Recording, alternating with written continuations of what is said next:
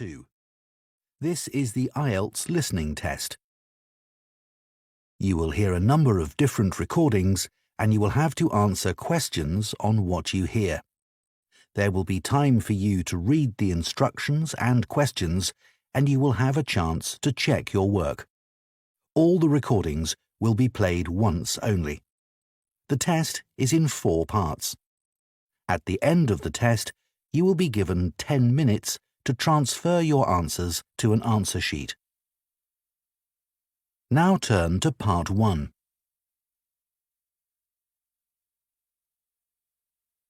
Part 1. You will hear 2 friends talking about a guitar group. First, you have some time to look at questions 1 to 6.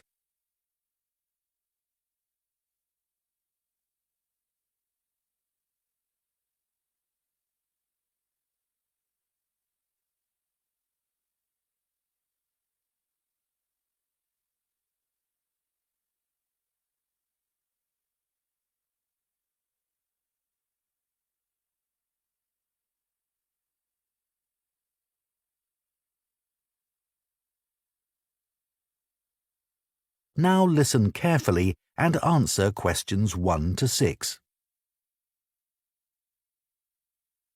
Hi, Coleman. How are you? Good, thanks.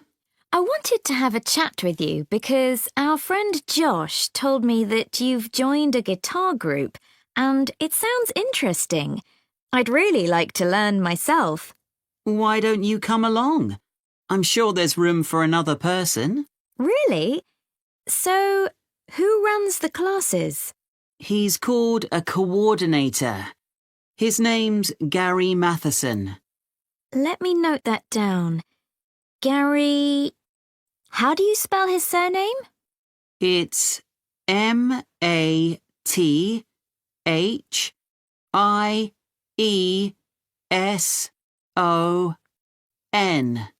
Right, thanks.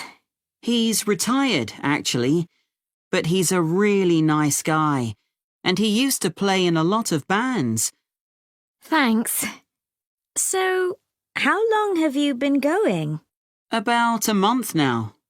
And could you play anything before you started? I knew a few chords, but that's all. I'm sure everyone will be better than me. That's what I thought too. When I first spoke to Gary on the phone, he said it was a class for beginners, but I was still worried that everyone would be better than me. But we were all equally hopeless. Oh, that's reassuring. So, where do you meet? Well, when I joined the group, they were meeting in Gary's home. But as the group got bigger, he decided to book a room at the college in town. I prefer going there. I know that place. I used to go to tap dancing classes there when I was at secondary school. I haven't been since, though, and I can't remember what road it's in. Is it Lock Street? It's just beyond there, at the bottom of New Street, near the city roundabout. Yes, of course. The guitar club is on the first floor in room T347. Right. And when do you meet? Is it at the weekend? We meet on Thursdays. It used to be 10:30, and that suited me well. But now we meet at 11. The class that's in there before us asked if they could have the room for another 30 minutes. Oh, I see. Well, I'd love to come, but I don't have a guitar. Well, you can always buy a second-hand one. There's a website called The Perfect Instrument that sells all kinds of guitars, violins, and so on. I'm sure you'll find something there. Before you hear the rest of the conversation, you have some time to look at questions 7 to 10.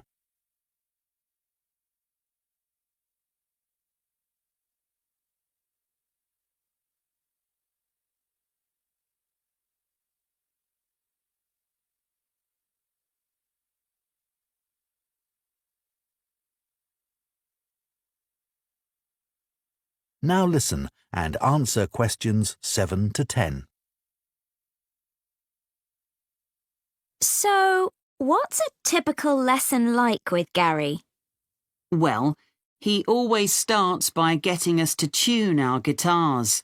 That takes about 5 minutes. Uh-huh. Some people have an app they use, but others do it by ear. Gary goes round and helps them. And while he's doing that, he tells us what he's going to do during the lesson. Right. First, we usually spend about 10 minutes doing some strumming. So, is that using... what are they called? Plectrums? No, we just use our thumbs. Oh, much easier. Gary reminds us where to put our fingers for each chord, and then we play them together. Sometimes we all just start laughing because we're so bad at keeping time. So Gary starts clapping to help us. Do you learn to play any songs? Yes, we do at least one song with words and chords. I mean, that's harder than you think. Oh, I'm sure it is. That part of the lesson takes about 15 minutes. He often brings a recording of the song and plays it to us first. Then he hands out the song, and if there's a new chord in it, we practice that before we play it together, but really slowly. Do you do any finger picking? That's the last 10 minutes of the lesson, when we pick out the individual notes from a tune he's made up. It's always quite simple. That must be hard, though. It is. But people like it because they can really concentrate. And if we're all playing well, it sounds quite impressive. The only trouble is that he sometimes gets us to play one at a time. You know, alone. Oh, that's scary. It is. But I've got used to it now. At the end, he spends about 5 minutes telling us what to practice for the following week. Well, thanks, Coleman. I'll go and have a look at that website, I think. That is the end of Part 1. You now have 1 minute to check your answers to Part 1.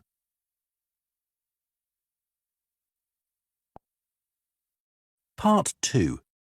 You will hear a man called David talking on the radio about his work as a lifeboat volunteer. First, you have some time to look at questions 11 to 16.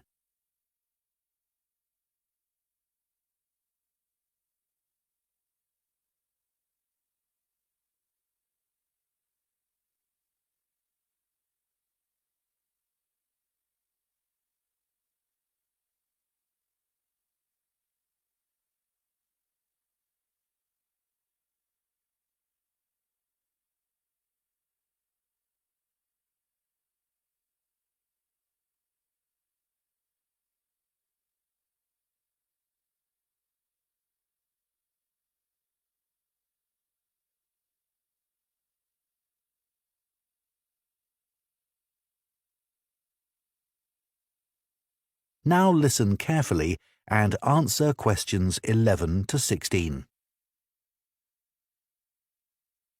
I never really planned to be a lifeboat volunteer when I came to live in North Sea. I'd been working in London as a website designer, but although that was interesting, I didn't like city life. I'd been really keen on boats as a teenager, and I thought if I went to live by the sea, I might be able to pursue that interest a bit more in my free time. Then I found that the Lifeboat Institution was looking for volunteers, so I decided to apply. The Lifeboat Institution building here in North Sea's hard to miss. It's one of the largest in the country. It was built 15 years ago, with funds provided by a generous member of the public who'd lived here all her life. As the Lifeboat Institution is a charity that relies on that kind of donation, rather than funding provided by the government, that was a huge help to us. When I applied, I had to have a health assessment. The doctors were particularly interested in my vision. I used to be short-sighted, so I'd had to wear glasses, but I'd had laser eye surgery 2 years earlier, so that was okay.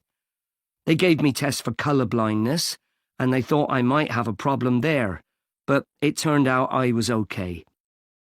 When the Coast Guard gets an alert, all the volunteers are contacted and rushed to the lifeboat station.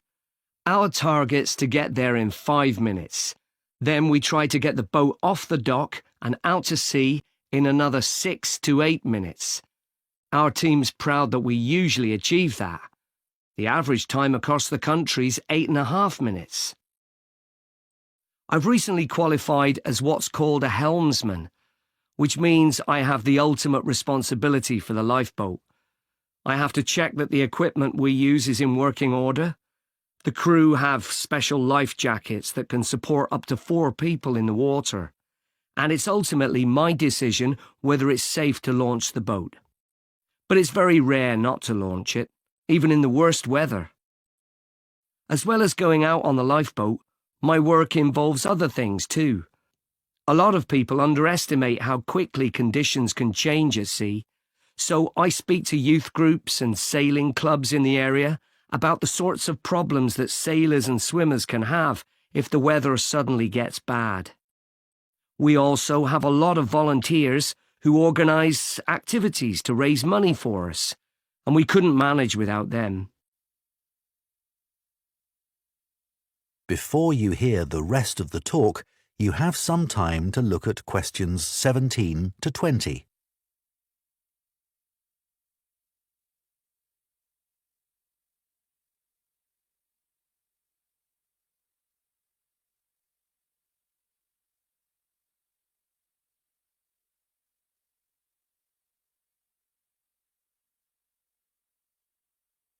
Now listen and answer questions 17 to 20. The training we get is a continuous process, focusing on technical competence and safe handling techniques, and it's given me the confidence to deal with extreme situations without panicking. I was glad I'd done a first aid course before I started, as that's a big help with the casualty care activities we do. We've done a lot on how to deal with ropes and tie knots. That's an essential skill. After a year, I did a 1-week residential course, led by specialists. They had a wave tank where they could create extreme weather conditions, so we could get experience of what to do if the boat turned over in a storm at night, for example. Since I started, I've had to deal with a range of emergency situations, but the work's hugely motivating. It's not just about saving lives. I've learned a lot about the technology involved. My background in IT's been useful here, and I can use my expertise to help other volunteers. They're a great group.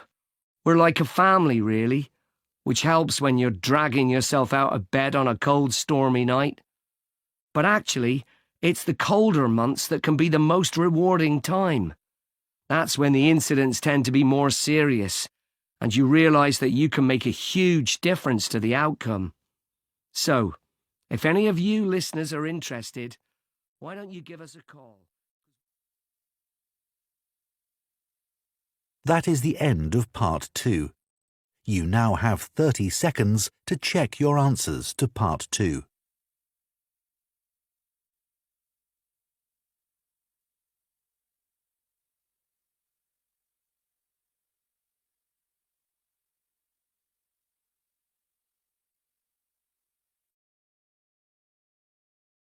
Part 3.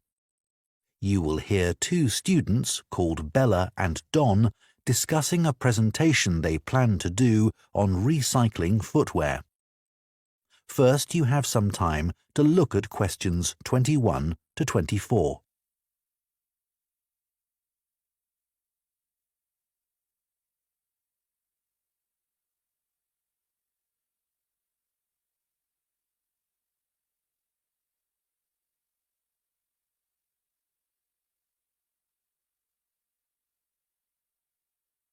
Now listen carefully and answer questions 21 to 24. Hi, Don. Did you get the copy of the article on recycling footwear that I emailed you? Yeah, it's here. I've had a look at it. So, do you think it's a good topic for our presentation? Well, before I started reading it, I thought recycling footwear. Well, although it's quite interesting, perhaps there isn't enough to say about it, because we put shoes in recycling bins. They go to charity shops, and that's about it. But there's much more to it than that. I realise that now, and I'm keen to research the topic more. That's great. One of the things I didn't realise until I read the article was just how many pairs of trainers get recycled. Well, a lot of young people wear them all the time now. They've become more popular than ordinary shoes. I know. I guess they are very hard-wearing. But don't they look a bit casual for school uniform? I don't think they're right for that. Actually, I think some of them look quite smart on pupils. Better than a scruffy old pair of shoes. So, do you keep shoes a long time? Yes, though I do tend to wear my old pairs for doing dirty jobs like cleaning my bike. I must admit, I've recycled some perfectly good shoes that haven't gone out of fashion and still fit, just because they don't look great on me anymore. That's awful, isn't it? I think it's common because there's so much choice. The article did say that recent sales of footwear have increased enormously. That didn't surprise me. No, but then it said that the amount of recycled footwear has fallen. It's 6% now, compared to a previous level of 11%. That doesn't seem to make sense. That's because not everything goes through the recycling process. Some footwear just isn't good enough to resell for one reason or another and gets rejected. Before you hear the rest of the discussion, you have some time to look at questions 25 to 30.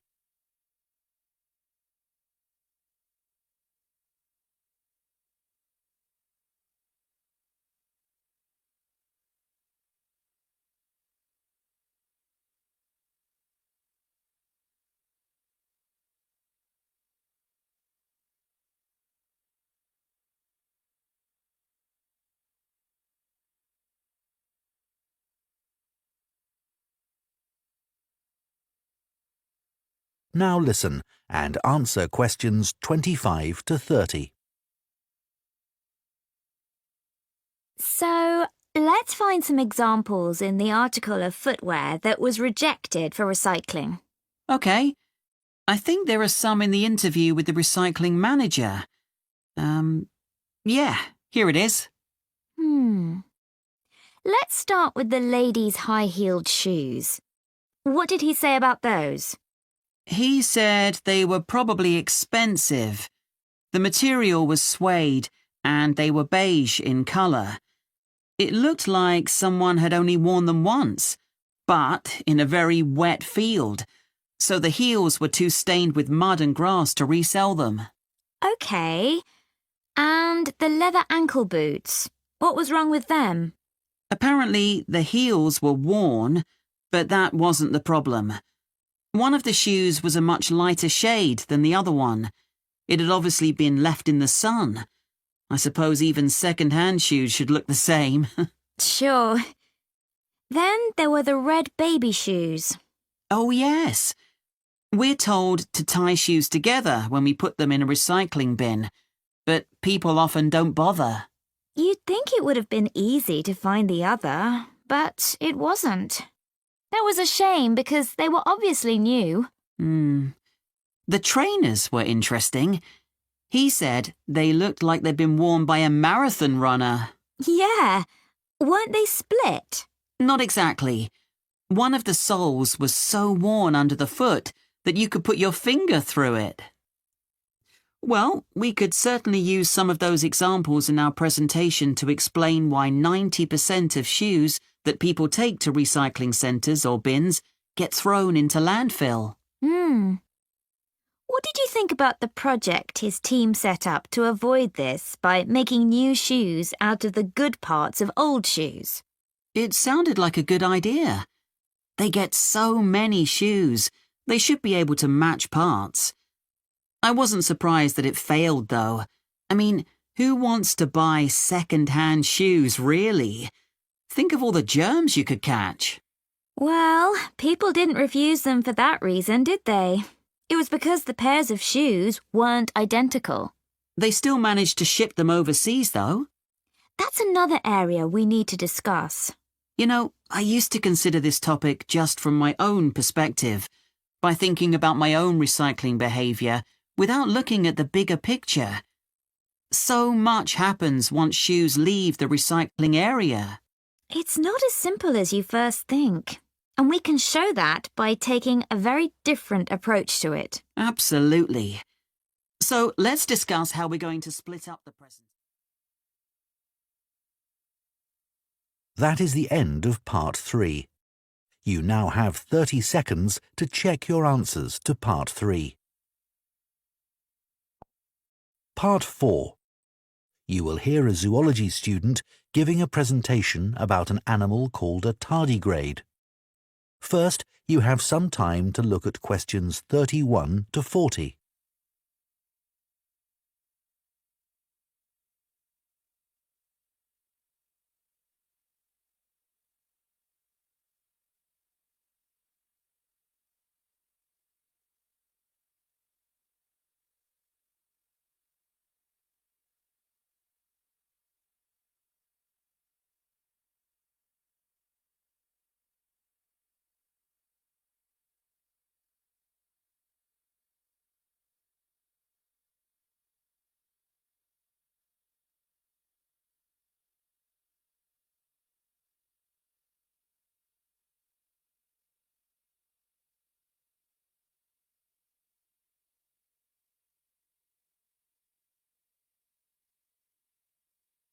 Now listen carefully and answer questions 31 to 40. For my project on invertebrates, I chose to study tardigrades. These are microscopic, or to be more precise, near microscopic animals. There are well over 1,000 known species of these tiny animals, which belong to the phylum Tardigrada. Most tardigrades range in length from 0.05 to 1 millimetre, though the largest species can grow to be 1.2 millimetres in length. They're also sometimes called water bears, water because that's where they thrive best, and bear because of the way they move. Moss piglet is another name for tardigrades because of the way they look when viewed from the front. They were first discovered in Germany in 1773 by Johann Goetze, who coined the name tardigrade. As I say, there are many different species of tardigrade. Too many to describe here, but generally speaking, the different species share similar physical traits. They have a body which is short and also rounded, a bit like a barrel, and the body comprises 4 segments.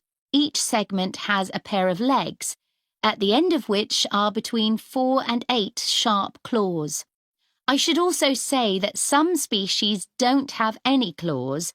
What they have are discs, and these work by means of suction. They enable the tardigrade to cling on to surfaces or to grip its prey. Within the body, there are no lungs or any organs for breathing at all. Instead, oxygen and also blood are transported in a fluid that fills the cavity of the body. As far as the tardigrade's head is concerned, the best way I can describe this is that it looks rather strange, a bit squashed even. Though many of the websites I looked at described its appearance as cute, which isn't exactly very scientific. The tardigrade's mouth is a kind of tube that can open outwards to reveal teeth-like structures known as stylets. These are sharp enough to pierce plant or animal cells. So, where are tardigrades found? Well, they live in every part of the world, in a variety of habitats, most commonly on the bed of a lake, or on many kinds of plants, or in very wet environments. There's been some interesting research which has found that tardigrades are capable of surviving radiation and very high pressure, and they're also able to withstand temperatures as cold as -200 degrees centigrade, or highs of more than 148 degrees centigrade, which is incredibly hot.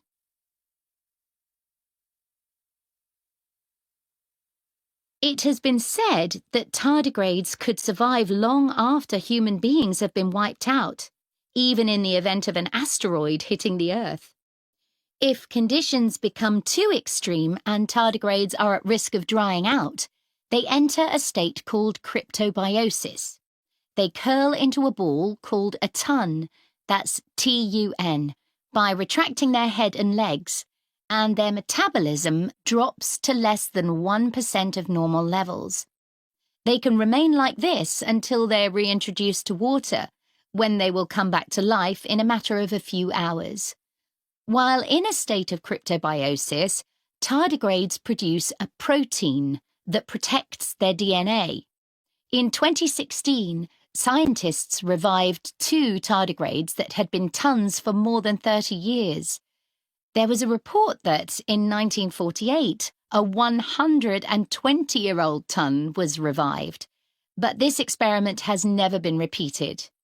There are currently several tests taking place in space to determine how long tardigrades might be able to survive there. I believe the record so far is 10 days. So, moving on. In terms of their diet, tardigrades consume liquids in order to survive. Although they have teeth, they don't use these for chewing. They suck the juices from moss or extract fluid from seaweed. But some species prey on other tardigrades, from other species or within their own. I suppose this isn't surprising, given that tardigrades are mainly comprised of liquid and are coated with a type of gel. Finally, I'd like to mention the conservation status of tardigrades. It is estimated that they have been in existence for approximately 500 million years, and in that time, they have survived 5 mass extinctions. So it will probably come as no surprise to you that tardigrades have not been evaluated by the International Union for Conservation of Nature and are not on any endangered list. Some researchers have described them as thriving. Does anyone have any questions they'd like to ask? That is the end of Part 4. You now have 1 minute to check your answers to Part 4.